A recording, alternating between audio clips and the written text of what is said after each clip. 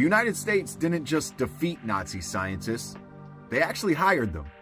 Yep. Right after World War II in 1945, the United States launched a program called Operation Paperclip. And the goal was simple: to get as many German scientists into the United States as possible before Russia could claim them. The biggest name? Wernher von Braun. Before coming to the United States, von Braun developed the V-2 rocket for Nazi Germany. It was the first long-range ballistic missile ever invented. After the war, rather than being prosecuted, von Braun and his team were brought into America, and he later became a leading figure at NASA and helped develop the Saturn V rocket, which got us to the moon. From Nazi rockets to NASA, from war to space travel. Interesting. So why would the United States do this? Well, because the next war wasn't over yet. In fact, it was just beginning. This was the start of the Cold War, and both the United States and the Soviet Union were both rushing for technological dominance.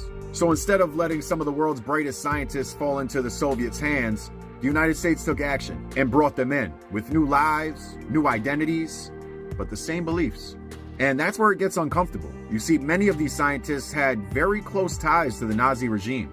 So certain records of these individuals were softened or deleted altogether in order for these people to be allowed to come into the United States. So you've got to ask yourself, if you're trying to win the future against another world superpower, how far are you willing to go? Wernher von Braun passed in 1977 and is buried at the Ivy Hill Cemetery in Alexandria, Virginia. His tombstone features his name, his date of birth, his date of death, the inscription Psalms 19:1. Now, Psalms 19:1 reads, "The heavens declare the glory of God, and the firmament showeth his handiwork."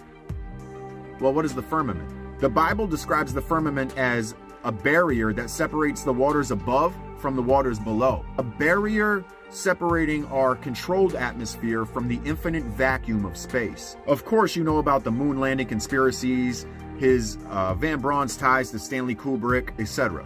Something else that was rather interesting that I didn't know before researching this was Von Braun actually wrote a book in 1948 called Project Mars, where a man named Elon decides he wants to take the human race and start a civilization on Mars.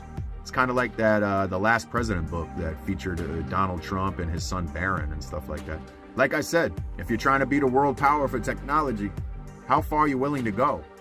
Are you willing to fake the fact that you went to space? Fake the fact that you walked on the moon? I don't think that's too outlandish. Anyway, guys, till next time.